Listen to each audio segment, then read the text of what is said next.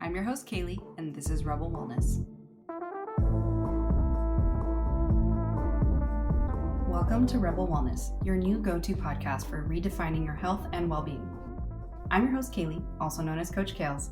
I'm stoked to have you with us. You just joined a community of amazing souls who are ready to break free from the confines of the often outdated and confusing health advice all around us. In a world overwhelmed by quick fix diets and unrealistic beauty and body standards, us rebels stand for change. If you're like me, you're exhausted with the confusion and polarization plaguing the social media health scene.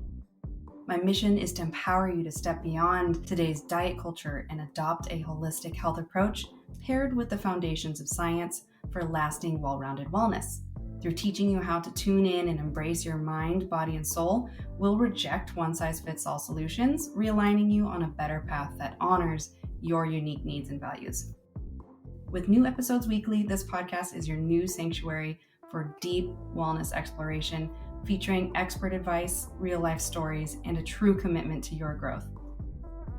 Your journey to better health and simplicity in life begins now. Let's jump right in.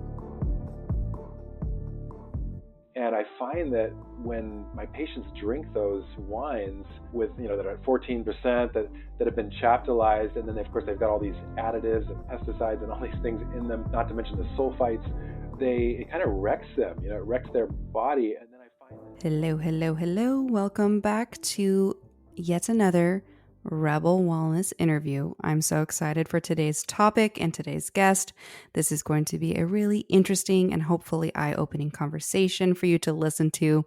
The goal of today's chat is to kind of open your mind to the variety of ways our gut health actually impacts our overall health. And while a lot of that can be super overwhelming in the sense of it could go so many directions, and you're going to listen to our conversation today and know that that is just the way it is. But having a little bit of knowledge and better understanding of why it's so key that we take care of ourselves and how to, which in today's chat, we're going to learn all the things of some of the best professional advice for taking better care of your health and learning what is a prebiotic, what is a probiotic, all these different questions that I'm sure a lot of you are having right now. So I wanted to take some time to sit down with Dr. Reebs today and share some great insight for you. So I'm going to tell you a little bit about him before we jump into the interview.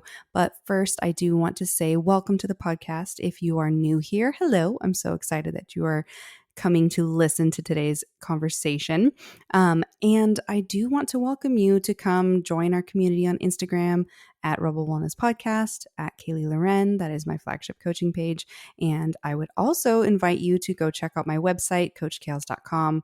I just launched my first ever big in-depth nutrition course that's going to help you achieve food freedom and better understand all the food you eat in so many different ways. And I'm so excited for this course. You're going to love it. So go check out my offerings on coachkailes.com if you want to learn some more from me specifically. There's also a lot of great freebies on there, like a detox and a realignment guide that is very in-depth as well, and a macronutrient grocery list. And there's going to be a lot more great things coming. So come join our newsletter on there as well.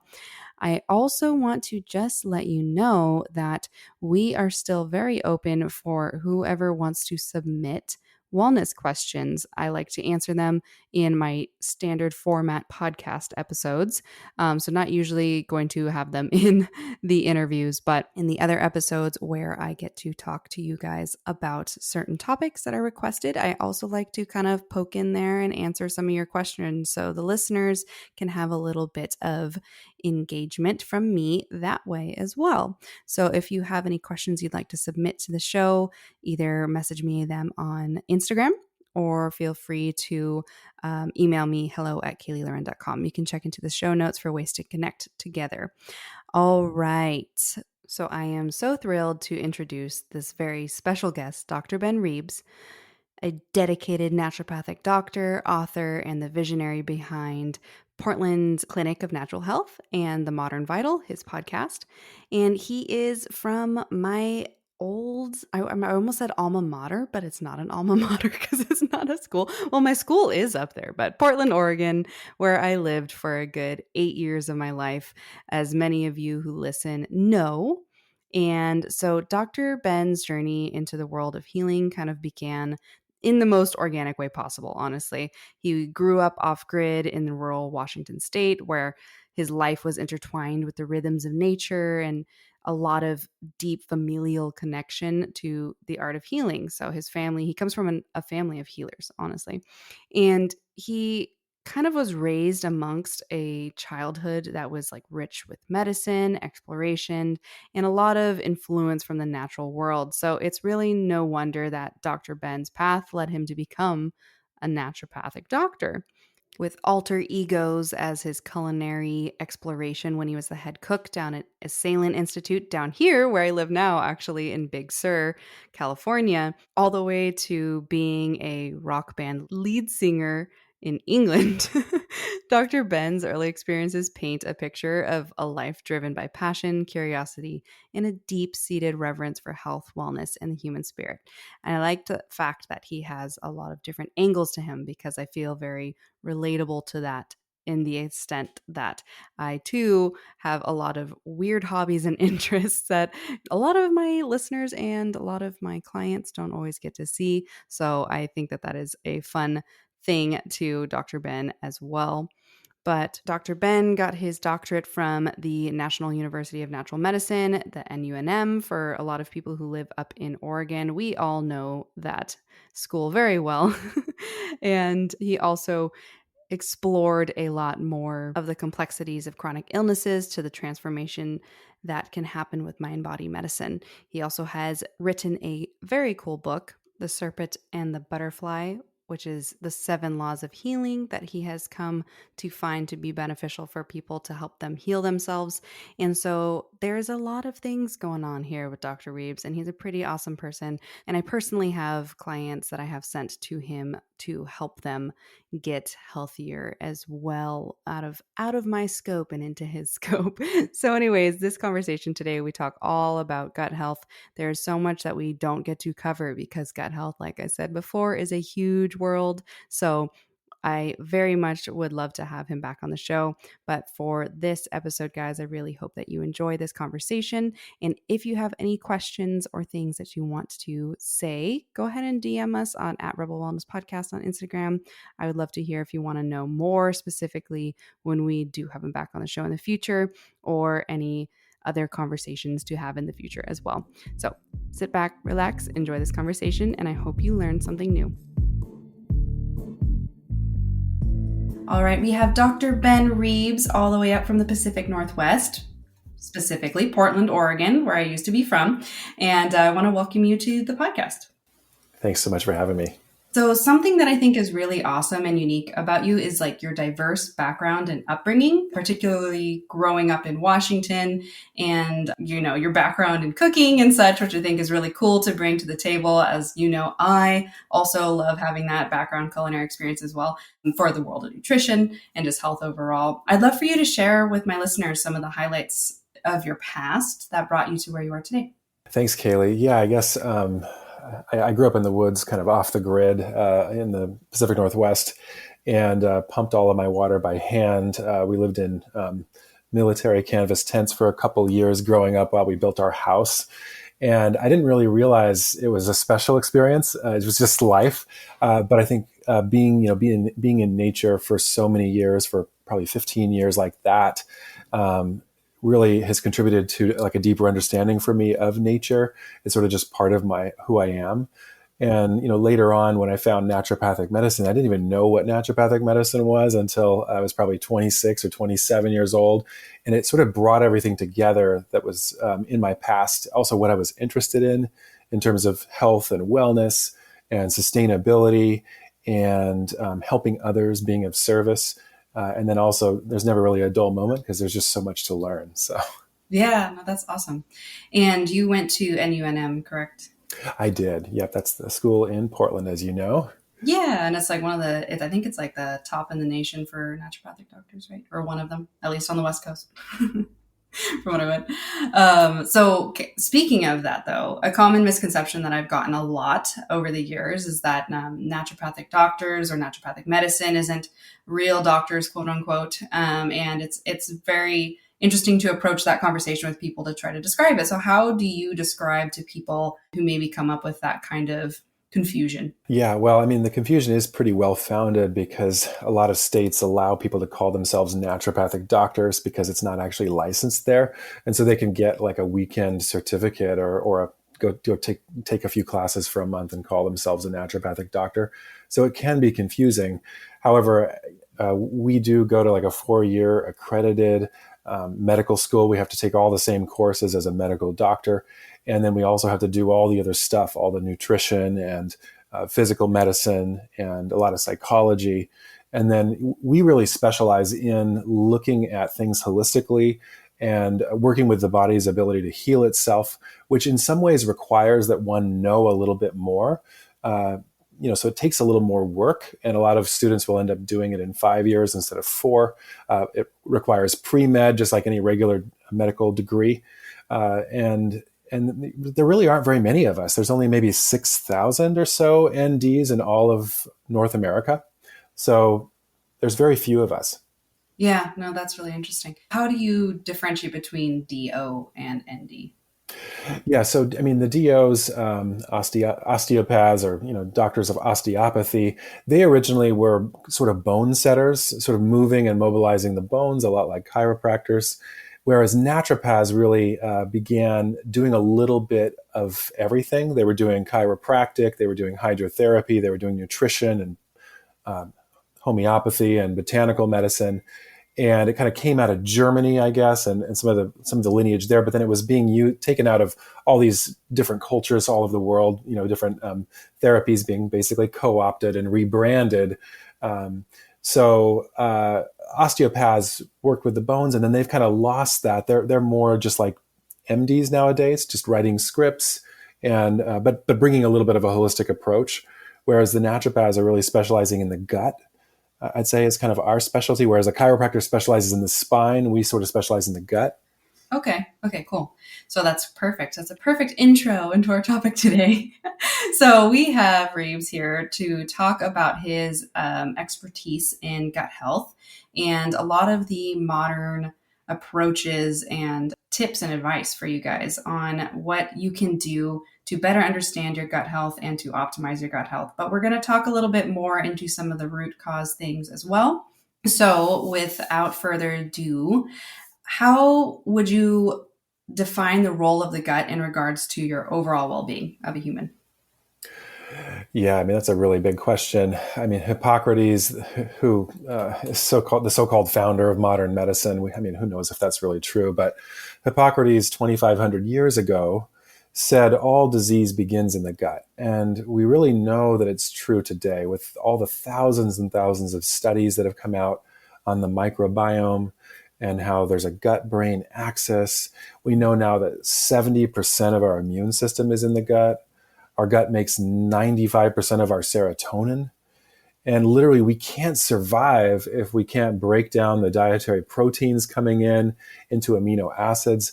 Our gut also makes a lot of nutrients like vitamin K2, which is required for blood clotting, biotin, which is vitamin B7, folate, which is vitamin B9. I mean, the gut does so many things. It even makes serotonin so that we can make melatonin.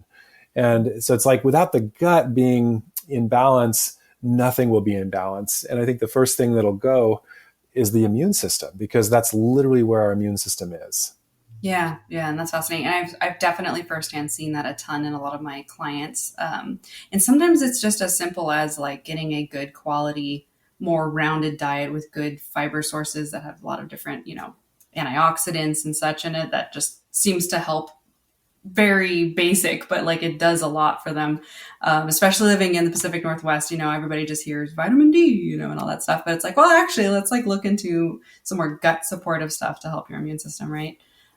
So that's cool. And I remember too reading. Are you familiar with the Your Brain on Food by Dr. Numandu? She talks about how it's fascinating that is it the neurons like extend all the way when you're born and developing, they extend all the way down into like the top of your intestinal tract and such too. So that's like where like the brain benefits come from and stuff. And I thought that was pretty fascinating because it kind of helps you better understand like, yeah, your gut health can really interfere with your mental health, right?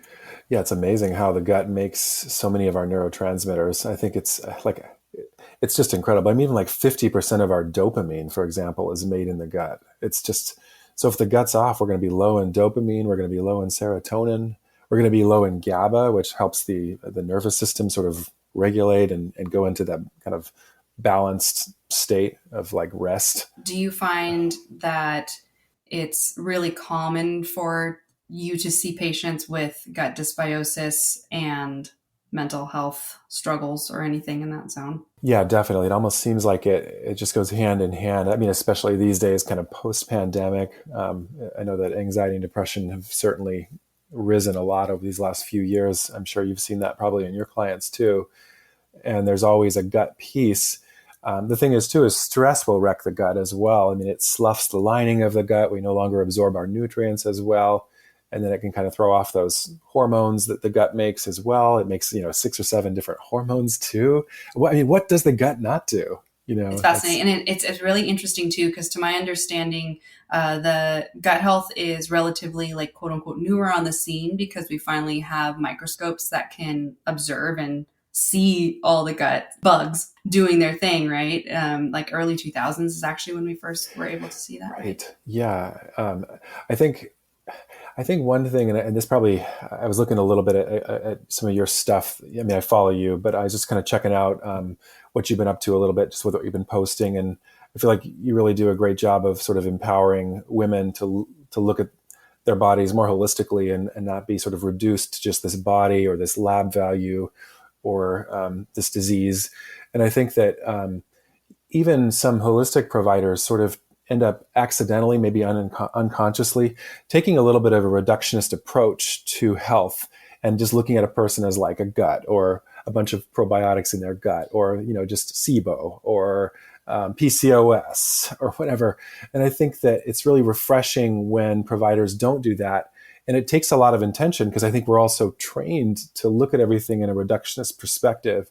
And so when I'm looking at a person, one of the first things I'm doing is looking at their gut, but I'm looking at all the different elements that sort of bring it together, as opposed to just being like, oh, let's run a stool test. Let's look and see if your bacteria is good.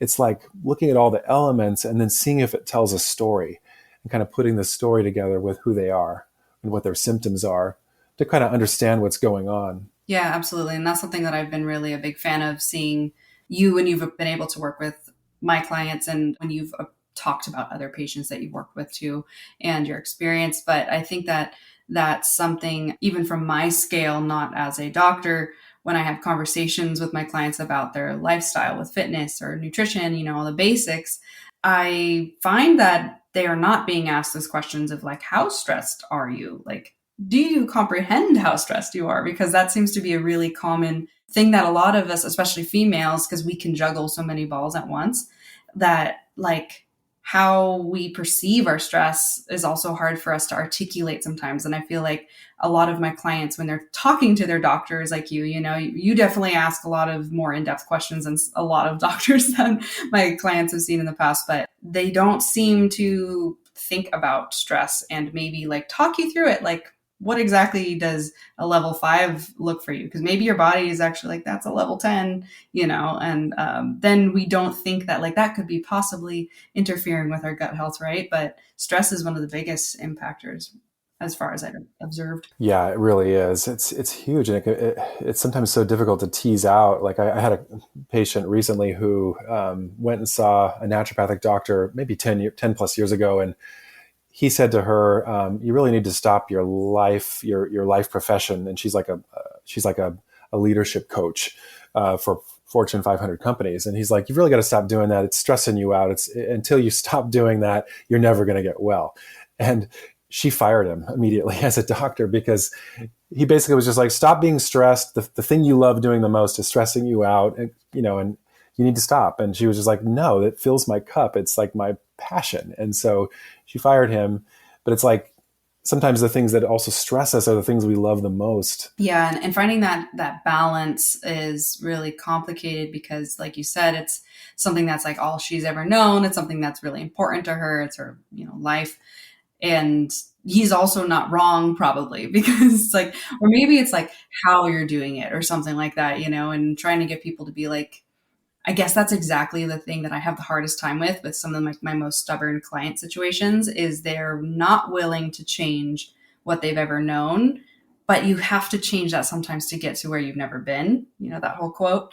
And so I definitely have found that to be important as far as stress goes, but then how that ties into even their overall health simply by the gut health, as we know, since we're talking about how much the gut is in everything. I think that that's something people have to consider, is that sometimes you do have to actually adjust some things because it's not serving you and your health long term, right? Yeah, absolutely. And it's sometimes about, I guess that's where the art of medicine comes in, where it's like about finding those levers that that each person has, because each situation is going to be a little bit different. And it might be sleep for one person, or it might be diet for another person, or it might just be maybe some addiction or something they love doing. I know they're both different things, but in order to dig into those things, in order to kind of address their stress, it's like sometimes we have to kind of trick the brain a little bit, or sometimes it's not what we think it is. It's not as simple as like it was just stop being stressed, stop doing that. Yeah. It just never works. No, it does not. Especially like when it gets into the complexities of mothers and motherhood. You can't just be like, just ignore your 3-year-old. Like, what? Yeah. Which you have a kiddo too, right? We do. Yep. He's 2.5. So terrible twos. Okay. Yeah. Almost. Yeah. That's going to be the next wild ride. But, so aside from stress though, what are other common environmental factors that you see impacting a lot of patients? Sometimes for me, I'm surprised by how the basics keep coming back again and again. And I get kind of bored with them, but then they sort of rear their fiery head, and then I learn something new. And I'm like, wow, this is so amazing all over again. And I think these aren't necessarily environmental factors, but they certainly are influenced by environmental factors. Low vitamin D, low iron, maybe a little autoimmune reaction in the body. These things I'm seeing a lot, and it's amazing how related they are directly and indirectly to the gut as well. So I think I'm just looking at those things and then being like, what's this being caused by? Like what aspect of the gut health is imbalanced because of this vitamin D deficiency? Or is the vitamin D deficiency leading to something that I haven't thought of? It's sort of putting together those pieces, and it's amazing how the basics are sometimes they're underestimated and overlooked. And it's never as simple as like, oh, your vitamin D is low. Here, take 10,000 IUs of vitamin D. I'll see you in a month. It's like, it just doesn't work. It's like, and I think some doctors do that. They're just like, oh, you've got low this, here, take this, take this, take this. And then a person's on 20 supplements and they don't get better because the underlying root cause has not been addressed. And I listen on your podcast, The Modern Vital. You had a conversation with, I believe his name is Kieran, and you were talking about how pathogens, when they're overwhelming the gut, can actually eat iron. And so you could have an iron deficiency because they're hogging it all, right? Absolutely. Yeah. It's amazing how infections can steal our iron. And it's not something taught in medical school, but it's just a fact. And you can pull up dozens of studies showing it. And of course, one thinks about it too, the iron gets used up because of the infection. The iron needs to be used up to make more white blood cells and to detoxify the toxins from the infection. And so it's amazing how most people with chronic infections seem to have some mild anemia going on as a result. Which is really interesting too, because I would say just kind of, I don't know if anecdotally is the word, but possibly just because of my small, well, not so small, but smaller compared to the world clientele, I've noticed probably like 75% of them come up on when they get their blood work done, finally somewhat anemic or fully anemic. And I can usually pair with some of their lifestyle factors, how they eat and such, that maybe there is a pathogen that's out of whack or an infection, like you were saying, in their gut. And so have you seen that a lot with your female patients? Yeah, definitely. And it's amazing too how, at least I forget all the time myself, and I think a lot of people do, but literally the stomach acid in our gut is required for the iron to be absorbed. Like the hydrochloric acid, the gastric acid, it has to be at a certain pH, like between a 1 and a 3.5. It has to be right there in order for the iron to literally be absorbed. And so if the pH is off, which it is in most people, then they're not going to even absorb their supplements. They're not going to absorb their heme containing animal products or their non-heme containing plant-based forms of iron. They're not going to absorb any of it very well. And then they're going to be anemic. And then if they've got an infection going on top of that, it's just a double-edged sword where it's like they can't clear the infection and they also can't get enough energy to sort of get out of it. It's amazing how common it is. No, that's really interesting. And in regards to that, we would consider stomach acid is more like phase 1 detox, right? It's part of all of your liver, gallbladder, such, right?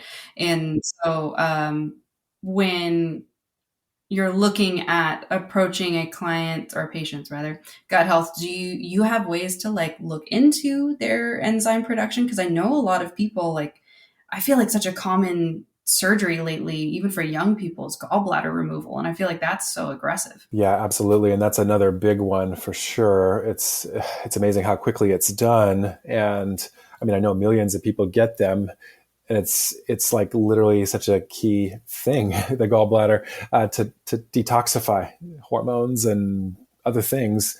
Yeah, and then also to break down fats and extract the fat soluble vitamins. And so everyone who's had their gallbladder removed ends up deficient in vitamin A and E and K and D, and then they end up with symptoms based on that. It's yeah, I mean, as far as what you're saying, I think I'm more assessing through a collection of things as opposed to like, oh, let's do this pH test, or let's. This doesn't seem to be a very reliable way to like know exactly what their pH is at, but the symptoms kind of give it away.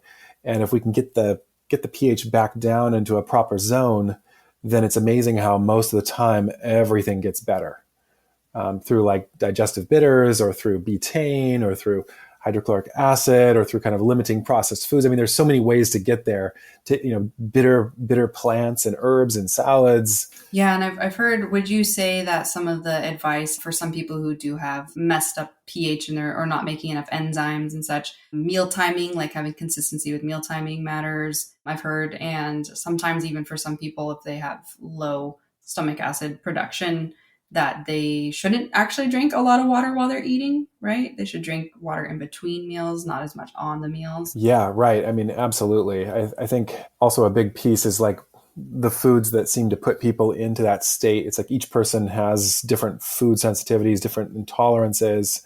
And that seems to be a huge piece because like no matter when they time their meal, if they're putting in something that their body just can't digest very well, it'll lead to throwing off that stomach acid.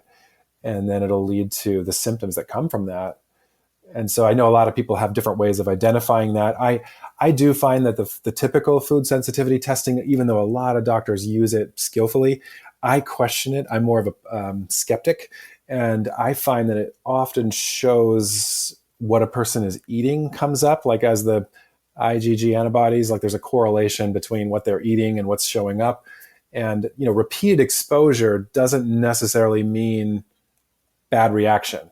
It's like we all have leaky gut. I think that's another thing too, is people talk about leaky gut like, oh my gosh, it's so bad. I'm like, it's not a question of if, it's a question of when. We all get leaky gut. And I think that a lot of people think it's like a disease, but it's actually like the way we're designed. We're actually evolutionarily designed to get leaky gut to protect us. And because our gut needs to open up and let the toxins through sometimes in order to make antibodies to them and to kind of mount an immune response or just to clear everything out. And so people think it's a bad thing, but if we didn't have it, we would be dead. So I think that's another interesting thing as well. Oh, that's fascinating. I never heard about that before, but it makes sense because I understand the mechanism of leaky gut, but not necessarily like the why, like the actual why for the body. But the body is pretty fascinating at how it tries to have all these fail safes for itself. Like, this isn't working, let's do this. But that's also too, like, kind of opening into the conversation of where you've seen gut dysbiosis. Is it like fair to call it like a blanket term of gut dysbiosis, or do you have another term that's usually? Yeah, that's generally what I call it. Or, there's usually intestinal permeability in there and some pathogenic overgrowth of bacteria. But yeah, exactly. That's how I like to refer to it. Yeah. Okay. I felt like that's like the most common term I've heard for my listeners. Gut dysbiosis just being like any major imbalance going on in the gut with the bacteria or viruses or, infections, etc. So have you seen things that have correlated to chronic gut dysbiosis specifically that is common nowadays, or that, like people might have and have symptoms to, and what those symptoms might be? Do you mean like certain lifestyles or certain infections, or kind of all of the above? What disease is perhaps like similar to, like Hashimoto's, that can definitely come from long-term leaky gut? Yeah, absolutely. I mean, I think there's like these kind of talking about levers. It's like we see these, I see these certain themes coming up again and again. Like, for example, iron deficiency literally can lead to leaky gut. I see insulin resistance, which, drives PCOS and drives a lot of other conditions like diabetes, of course, being the most famous. It can cause leaky gut. And then we see that leaky gut can lead to autoimmune disease. And specifically, there's a bunch of research coming out just over these last 5 to 10 years. There's lots of studies kind of showing that yeast overgrowth and candida, which, we all think of as a kind of benign, actually can trigger autoimmune disease. And it can actually literally cause celiac disease to come on because of some amino acids that were found in the candida yeast. That can kind of trigger leaky gut and then make a person react to gluten. So I think even like yeast overgrowth, which is so common, we all have yeast, we all have candida. I mean, candida is a type of fungus, but it's not a mold. It's just a single cellular organism that's very simple, but it feeds on sugar, and stress drives sugar to go up in the blood so that we can run away from that tiger. And then it feeds the yeast, and then it kind of throws a party, grows. And then I don't know if you've ever looked at yeast under a microscope, but they look like little finger-like projections. They're kind of freaky. They kind of just spread. And that's exactly what they do in the gut. They'll just kind of spread throughout and kind of open up the gut and then cause leaky gut. And then that can lead to massive problems. Yeah, that's interesting. And I think that too, with the kind of chicken and the egg argument, it's kind of complicated because they kind of just like, they're almost synergistic in a way, it seems like. And it's bad too, because what I've observed and heard is that like, as you get more and more yeast overgrowth, you have more sugar cravings. And as you have more sugar cravings, you might be just reaching for the lower quality processed sugar because it's like right in your system, right? And then it's this bad storm of like just sugar, yeast. Yeah, like you said, throws a party. So that's a complicated angle. Like, but on that similar note, then, is it more important that somebody do some sort of like nutritional intervention or supplemental intervention, or how do people kind of manage that? If somebody's listening and they're like, I have sugar cravings all the time. Yeah, I wish there was a protocol. And I think that's probably my downfall, is that I really use the Goldilocks principle that everyone's unique. And it's like we all have to find the porridge that's just right for us. And each individual has sort of their own story, their own healing journey.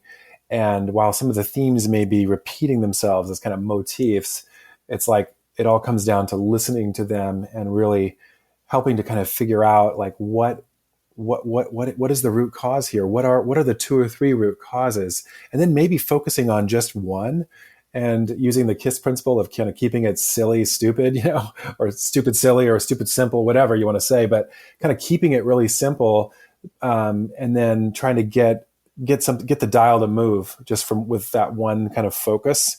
And then that can sometimes stimulate the healing. And I want to see people moving in the direction of healing. So I think that when it comes down to it, for me, it actually gets really simple at the end. Or at the beginning and the end, is that literally all I'm trying to do is identify where is a person deficient, in what are they deficient, and how can we get it back into their body? Where is a person toxic? What kind of toxins do they have in their system? Are they produced in their body? Are they coming from outside their body? What are they? And how do we get those out? And then the third thing is, what is their energy? What are their mitochondria? What is their mitochondrial sufficiency? Or what is their vitality? How strong is their vital force? Which is a little bit more woo woo, but I think it's real. Obviously we all have it, and so assessing that, and then how can I help them support that and bolster that vitality? And so it's like this triangle of like deficiency, toxicity, and vitality. And if I can get their deficiency to go up, if I can get their toxicity to go down, and I can get their vitality to go up, then they just heal themselves. Their body just heals itself. And so each person has a little bit different constellation of all those things.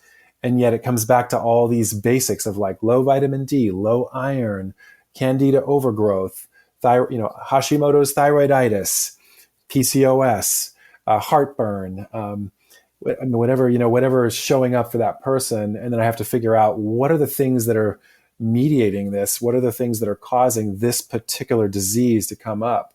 And it's a little bit different for each person. And so it's like one protocol for one person will not work for the other person. Like a lot of people say, "Hey, Ben, what's your protocol for Hashimoto's?" I'm like, it's different for each person, because if I'm just like, oh yeah, take, take this black cumin seed and take, some thyroid supplement, and it's like, no, they're not going to get better. Yeah, no, that's true, because my fiance has Hashimoto's, and we've just deep dove into like how to manage it and put it into remission if possible, and all that kind of stuff. And we were lucky to have found him a thyroid specialist out here in Monterey back in the day, when I was like, there's something wrong with you in a way that's like obvious, like that I think it's your thyroid, because I remember back in my schooling doing some like thyroid specialty projects or whatever. So anyways, that led us to kind of seeing all the different angles of Hashimoto's and trying to like kind of test some things, see what works, what doesn't. And I mean, it's very obvious gluten is out. Like, we just really can't have gluten. He can occasionally have it and be okay. But that's more like for special occasions, because if it's a little too consistently, like his scalp is like purging, and it's like, it gets like acne and stuff. And I had a previous boyfriend who first introduced me to Hashimoto's, and he learned that he can't have grains at all because he had this horrible back knee. And then it became like, oh, okay, your thyroid also doesn't like even rice, some of the like sometimes more benign seeming grains. So do you see that gut health, how it kind of expels out of the skin too? Like, can you talk about that a little bit? Yeah, absolutely. In naturopathic medicine, we talk about the 5 ways the body eliminates toxins, and the skin is one of the 5. The other 4, I guess, are the liver, the kidneys, and then the gut, as well as the lungs. We don't really think of the lungs, but the lungs do a lot of expelling toxins. But the skin is the 5th one, and the skin detoxifies like 5 to 9% of all of our toxins. I think it's somewhere around 6 or 7%, which doesn't seem like much, but it really is quite a lot. I mean, it's like literally 1/20th of all of our detox happens from our skin. And when other organs are backed up, like the liver, the kidneys, the gut, then the skin has to work a lot harder to move stuff out. Because the body is such a genius, it'll just be like, well, this thing's not working, so how about you pick up the slack over here? And so a lot of people will end up having toxins kind of build up in their liver, in their gut, and they'll sort of recirculate, and then they'll end up kind of going into the skin and trying to make their way out. I mean, I know it sounds, there aren't hundreds and hundreds of studies showing exactly how this happens, but we know it happens. And I mean, they have done some testing in saunas and things, and to test like what comes out of the skin. But like when a person does a sauna, they're upregulating that ability to, by sweating, they're upregulating their detox function in their skin, probably by 1 or 2 or 3%. So it's like bumping a 5% up to a 10%, which is huge. And then that kind of takes the burden off of the other aspects or the other organs. But yeah, I mean, if the gut's off, I mean, the gut is moving everything out through the stool, like through the bile and the stool. And if that's not working very well, which is so common, I mean, you probably see a lot of constipation and slow motility, then the liver, the kidneys, the skin, everything else has to pick up the slack. The lungs, people end up with lung infections. They end up with kidney infections and UTIs. They end up with skin rashes and allergies. And then they end up with even worse gut symptoms. And it just kind of perpetuates itself. It's pretty fascinating the way that like we kind of underestimate how the skin works. And I've definitely found over the years, one of the early things in high school that sparked my interest in gut's connection to your skin health was definitely like when I would see either certain things I ate, like pizza and some ice cream and stuff. And then I get like nasty pimples, like especially like on my chin and all that jazz. And then I would observe it with like my little brother and stuff. And I'd be like, hey, you probably should have like stopped having burgers and fries all the time and all that stuff. And he'd be like, I don't think it's that. And my dad would be like, it's his pillowcase. And like, I'm like, I don't think so. So, and then go figure when he'd start eating vegetables now that he's more of an adult now, he'd be like, my skin's better.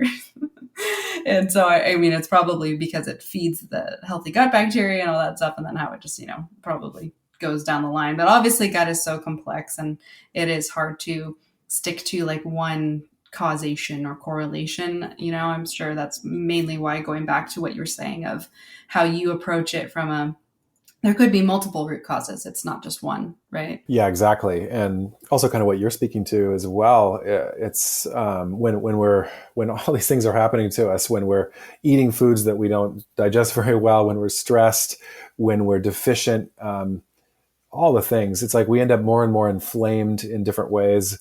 And then our gut makes those cytokines, those inflammatory cytokines like TNF alpha and IL-6 and all these different pro-inflammatory mediators, which go right into the blood. And then they end up kind of moving throughout the body, and they'll end up in the joints, they'll end up in the skin, and they'll sort of drive these inflammatory reactions, depending on a person's weak link or depending on how they're wired and genetically predisposed. And then it'll show up there as well. And I think the skin is one of the top places it shows up. And also the skin cells turn over every 30 days or so. And they require zinc and a bunch of, amino acids and all of these different minerals.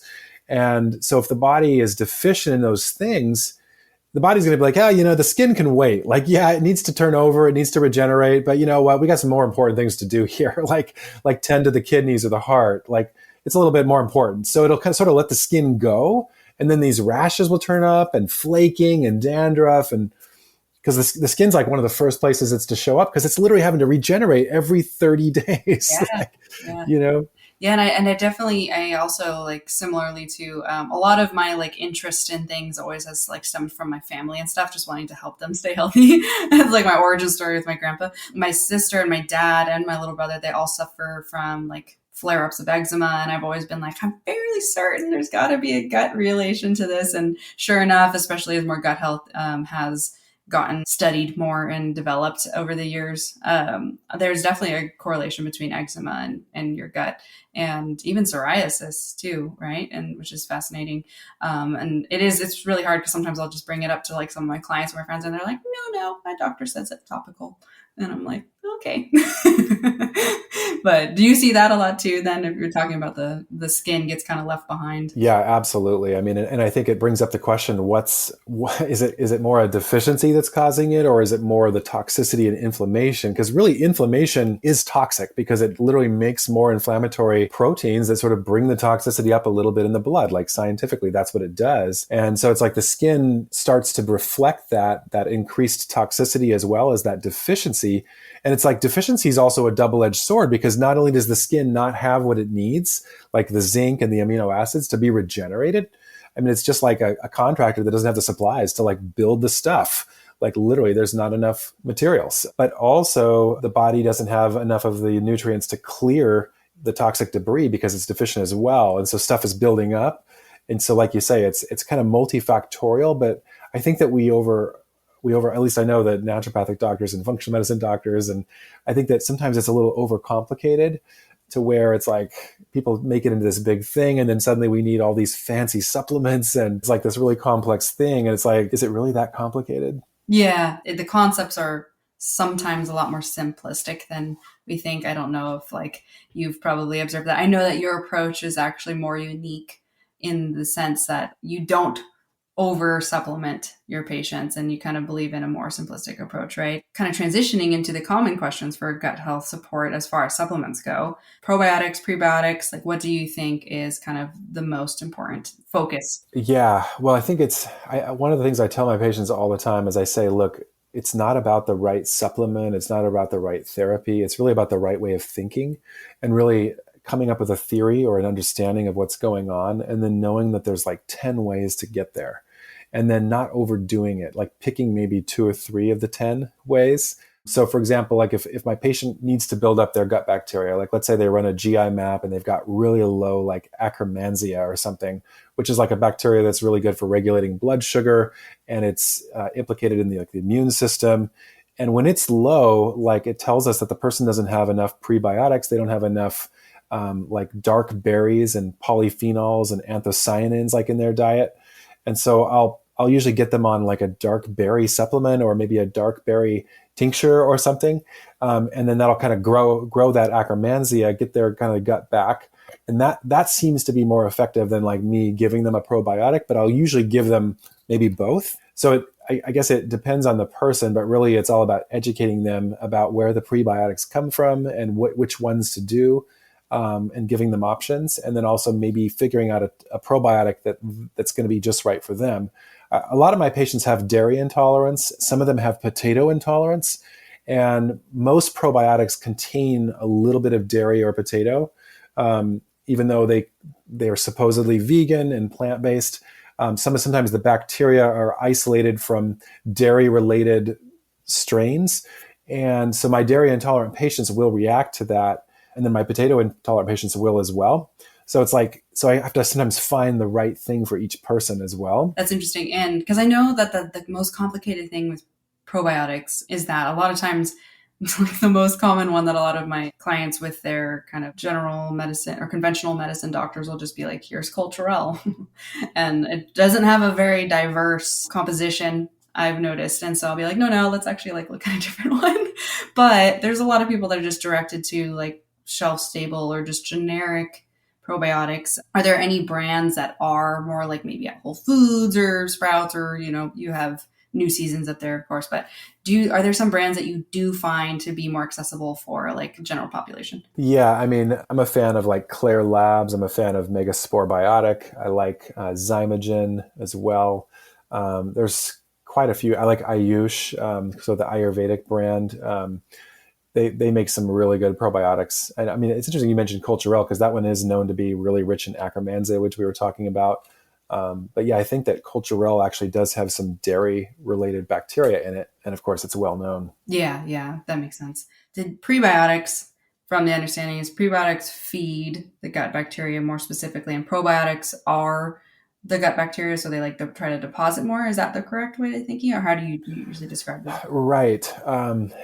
Yeah, it's like the prebiotics, they do so many things, but I guess mainly they're digested by the bacteria and made, they help with like butyric acid and propionic acid and all of these different foods, which then feed the colonocytes and feed the gut cells so they can kind of regenerate and renew and kind of keep that gut lining in place. And so everything's sort of good to go. Then they also regulate blood sugar and they also protect us from infections. So it's like they're sort of absolutely essential. And without them, fiber as well, I mean, it is a prebiotic. I know there's soluble fiber versus insoluble fiber and all the different types. So I think it's just about looking and seeing, what the best sources are, I guess, because there's so many, right? What are your, I mean, as a nutritionist, what are your favorite prebiotics? I would say usually I recommend my clients go towards natural food sources for it, and so a lot of the better quality, like there's different tubers, beans, berries, and some various other good fiber sources that come from it. I don't have them off the top of my head, but I usually have like little like lists that I'll send my clients. But it does come down to like quite a bit of like foods that you could kind of almost forage, I guess, if you went back in time, things that you would just kind of like find out in the bushes and stuff. I know you had mentioned in one of your podcasts that like wild blueberries are like one of the better sources for some of the lycopenes, or what was it? Yeah, I mean the dark berries are the best in terms of like the anthocyanin content, and I mean whether it's elderberry or wild blueberries, I mean are known to contain like 10,000 different polyphenols and so on, which are basically also prebiotics. What's interesting is that a lot of these prebiotics are also antioxidants too, which kind of protect the gut from oxidative stress and sort of feed the immune system and protect the mitochondria in the body. This is my bias, but I definitely spend more of my time focused on helping my patients to avoid those one or two things that are like their kryptonite. And because I find that if I focus on the prebiotics and the probiotics without actually having addressed that properly, they don't get better.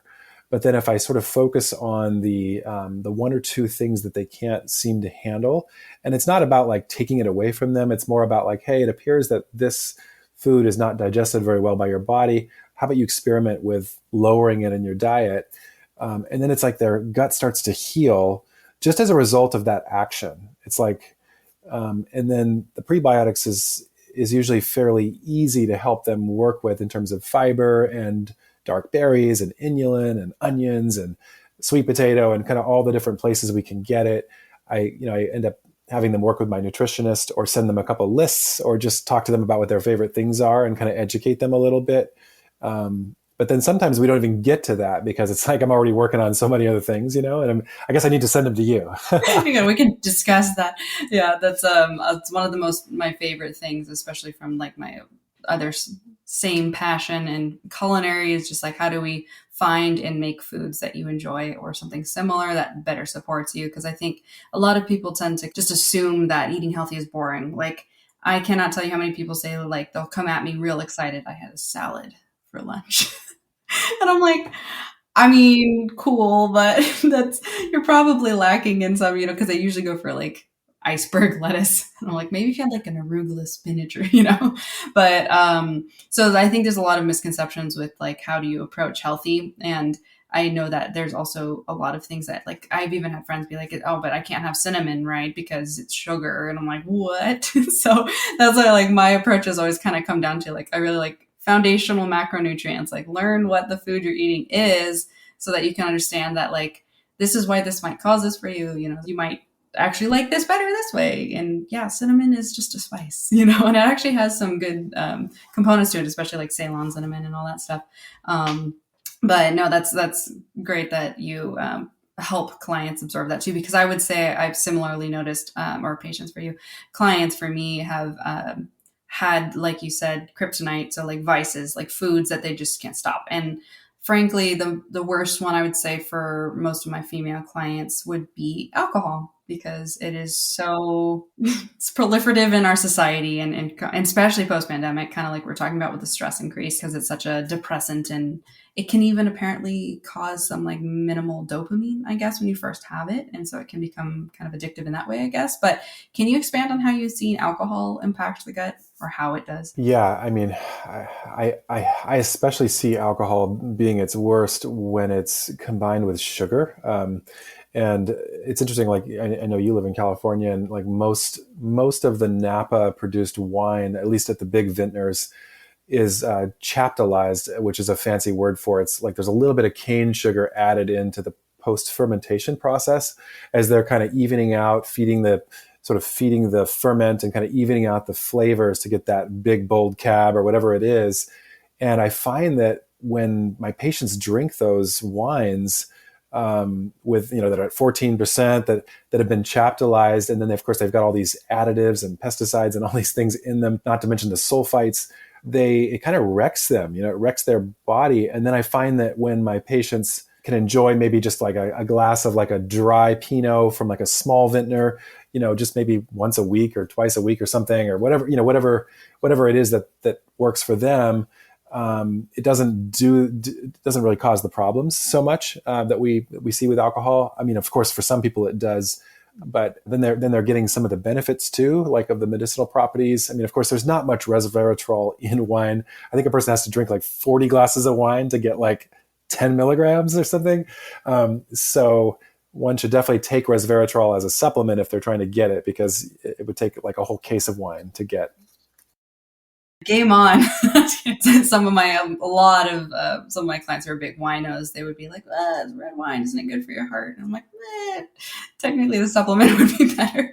But yeah, no, that's actually really interesting, because that's a new angle that I haven't heard about, because I had dated a guy who was in the wine industry, and we were like really observing it, because I get Asian glow because of the lack of, the ability to break down that one enzyme, yada, yada.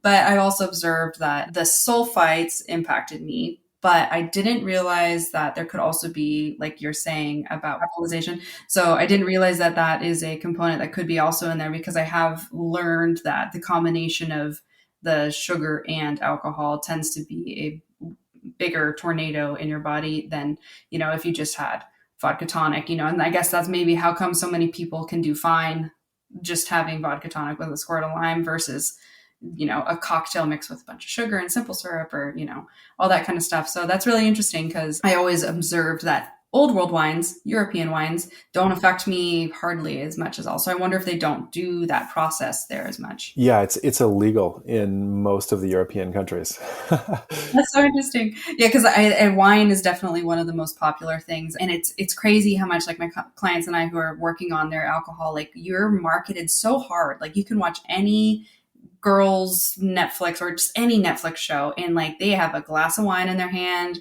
You could tell wineries are sponsoring the show because they like have the bottle facing, and it's just like, it blows my mind, because I'm like that, and they pour like 2 glasses in one glass, and they make it to, and like my clients will think like that's a glass of wine. I'm like, no, that's 2.5.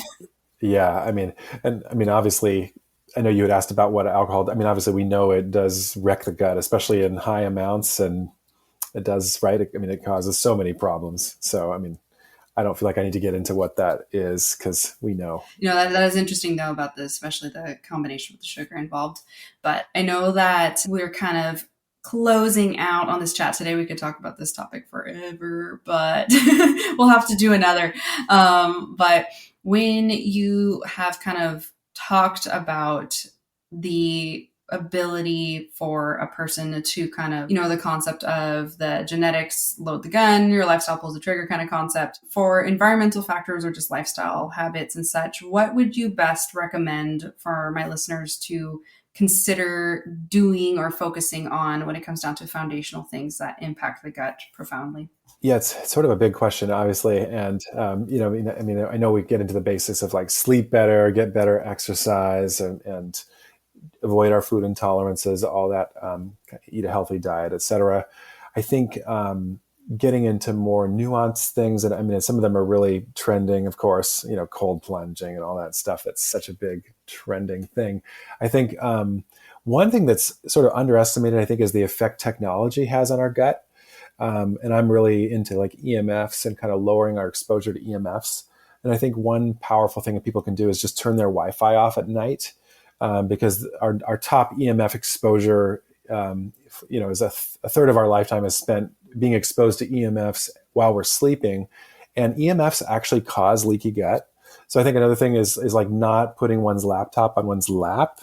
Is actually, like, I've got like an EMF blocker, like pad that I put my laptop on when it's on my lap, just so that I'm not exposing my lower body to all the EMFs. But that can really, I mean, obviously this is not like huge low-hanging fruit like the diet and sleep and exercise is, but I think and then the second thing is like detox therapies. Like, I know it's totally, again, trending, and maybe I'm not sharing the most hip, cool thing, but like stacking one's like detox therapies is so underestimated.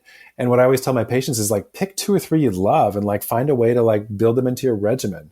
Like, like whether it's a dry sauna with a little bit of dry skin brushing, and then maybe afterwards they listen to some binaural beats while they're chilling. Maybe they walk barefoot in the grass. I mean, I know it sounds kind of woo-woo to like walk barefoot in the grass, but we know how good it is for the body to kind of ground. And so it's also very detoxifying as well. And it's great for the gut. So I think finding one's favorite detox therapies, like whether it's castor oil or hydrotherapy or sauna or even like hyperbaric medicine, there's just so many cool things one can do. One can get a sauna blanket. Quite a few of my patients have those sauna blankets, and they're actually pretty cool. They're like $200 on Amazon, and they work really well. And so patients can get in them for 20 minutes while they're listening to like binaural beats or their favorite meditation or their favorite Audible book. And that is so good for the gut because it like lowers inflammation. It gets all their blood flowing. And yeah, it's really good for the gut. Yeah. And it's like, it could be considered a good stress management technique, like something for carving out time to meditate in your burrito blanket. Those blankets are pretty cool. I've been considering it because we really want an infrared sauna, but the good quality ones that actually don't have like EMFs, all that and stuff, like sunlight and stuff, those brands are like quite top dollar. And it's like, well, maybe a blanket is good for now. Just have to make sure my dog's not around, so he's not in my face. But that's great. Those are really good tips. And what would you say as a final question on gut health? What do you think people could reduce the most that you've seen help the most? Right. Yeah. I mean, for me, it goes back to those food intolerances, is like figuring out what the one thing is for a person, because everybody's got one. And it doesn't seem like any amount of digestive enzymes being thrown at it can actually fix it. And so just knowing what that is and then lowering it in one's diet seems to have the most profound effect that I've seen. So then your best recommendation would be, as far as testing goes, that's actually a question I did not get to ask you, but real quick, what kind of testing do you say, like if a client or a listener were to go to a naturopath or functional medicine, what would you say is like what they should inquire about as far as better quality testing? Because I know, like you said, sometimes intolerance tests can be all over the map because they don't have one specific chart that they go by, and a whole bunch of different stuff. Yeah, I think I'm biased, and so I use a specific one that I think is one of the best, and only naturopathic doctors are allowed to run it. So it's very protected by the profession. And I won't share what the name of the test is here, but in my opinion, it's superior because it doesn't change with time. It's actually what a person is born with. Or that's at least what we think in terms of when we run the evaluation. So I think I think the typical testing that one does needs to be taken with a grain of salt. It can be helpful, like the IgG food sensitivity testing, which is sort of all the rage and has been for a while. But it's expensive, and one has to do it every like 6 months and recheck, and then it changes every time. Yeah. Since we don't know the tests that you'd recommend, would it be like if somebody approached it more of like some of those like GI maps, or kind of seeing like what like stool testing can kind of help them, or like what's a good like approach that they can try to look at that's better than the intolerance test? Because I have definitely seen most people just go like, here's your intolerance test, avoid these foods, and that's like not very helpful. It really isn't, and they're never the root cause of the problem. The leaky gut is what is allowing those foods to show up, but those foods aren't necessarily driving the inflammation to begin with. So it's just sort of a waste, in my opinion. And it makes the people miserable because suddenly they have to avoid like 12 different foods, and then oftentimes those 12 different foods are like their favorite foods, and it's. So I don't see it work very well, but some people use it very skillfully. I think that, so I don't want to throw it under the bus. I do GI maps quite often. I think that they're fantastic. I mean, as your audience may know, they look for parasites and bacteria and some fungal overgrowth, as well as all these markers. And that can give us a really good sense of where their gut's at and give us a lot of information. And then I think the test that I do, which NDs can run, it is a food intolerance method that isn't technically like a CLIA waived labs, but it does involve testing a little bit of blood. And I think that if you can find a doctor who will do that test for you, that's really, really powerful, because it's usually just one or two things that it finds. It's not this long list of things. Otherwise, a lot of times people just know, they're like, oh yeah, like I know dairy is my kryptonite, or I know gluten is my thing, or like I hate eggs, I can't do eggs. So a lot of times people know what it is, but it's really nice to work with a doctor to kind of help confirm it, or a healthcare practitioner like yourself. Well, that's good. The mysterious test of intolerance. Is it like a HIPAA thing, or like? No. Well, you know what? I could just share what it's called. So it's called the Carroll method. It's CARROLL. And yep. And it's It's taught in Spokane, Washington. It's been around for decades. Cool. I mean, most people won't be able to like necessarily take it on themselves, but it's like, what is it? Like, everyone's gonna be like, well, what do I ask? So that's cool. Because then maybe is there a way through, like, I know like Dutch, they do have like a database so that you can see which practitioners understand how to interpret Dutch tests and stuff like that. Is the Carroll method similar? Like, are there practitioners that? There are, yep. If you go to the Carroll Institute of Healing's website, there's like maybe 50 practitioners on there, or maybe more, that offer it all across the country. And of course, I'm on there too. But not every test is the right test for people. So it's my bias. It's the test that I like. But in my opinion, it's very powerful. Very powerful. Awesome. Okay, so final 2 questions of the podcast episode today. First one would be, how can people connect with you? Where can they find you? Yeah, so you can find me on Instagram at Dr. Reebs. You can also find me online at portlandclinicofnaturalhealth.com. And obviously you can just type Ben Reebs in and it'll come up. We'll put all of his information in the show notes for you guys. And the other final question I like to ask at the end of these interviews is, in what way, if any, do you find yourself a wellness rebel? Yeah, well, I think that I definitely identify with a rebel, and I think probably most naturopaths do, because it's sort of going against the grain. I think that just for me, it's all about changing the status quo. And that's what a rebel does, is they're sort of dedicated to changing the status quo, whether it's in a disrupting kind of way or in more of a under the radar kind of way. I mean, they're both good. And I think I'm definitely invested in changing the status quo so that everyone has access to this medicine and kind of has more access to knowledge about their bodies so they can help heal. Absolutely. No, that's awesome. That's exactly why we had you here on Rebel Wellness. We know that you align with those, and you're a practitioner helping change the game for people's health. So thank you so much for being here with us today and sharing some of your wealth of knowledge on gut health. Obviously, there's so much to talk about in this, but I hope that all of you guys listening feel a little bit more empowered by the knowledge. And without further ado, thank you, Dr. Reebs, and we look forward to maybe having you again sometime. Thank you so much, Kaylee, for having me.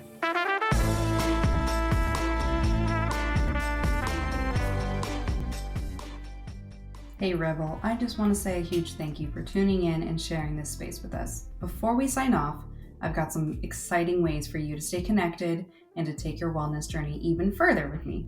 First up, if you haven't already, make sure to swing by CoachKailes.com and sign up for our newsletter. It's your go-to source for the latest episodes, exclusive content, and a whole lot more wellness goodness delivered straight to your inbox. Check out the show notes for those high-quality tips on nutrition, fitness, and just overall well-being. Follow us on Instagram at Rebel Wellness Podcast and my flagship page at Kaylee Loren. We're all about building a community where we can share, inspire, and grow together. So I would love to see you there. Now, if you're looking to reset and realign after a vacation, a hectic work season, or just because you feel like it's time for a healthful cleanse, I've got something super special for you, and it's 100% free. Head over to stan.store/Kailes and download my free realignment detox guide. You can also find it at coachkaile.com in the freebies section. I'm sharing my unique holistic approach to help you cut back inflammation, improve your skin, and even shed some excess weight with this guide. So trust me, you're going to love it. Go download it for free now. But last but not certainly least, if you've got a burning health question you'd like answered on the show, or if you're curious about my one-on-one remote coaching or group courses, don't hesitate to visit my website and reach out to me there, or hello@KayleeLoren.com is my best email for contacting me. I am here to support you on your journey to wellness, so do not feel afraid to reach out. All right, Rebel, catch you on the next episode.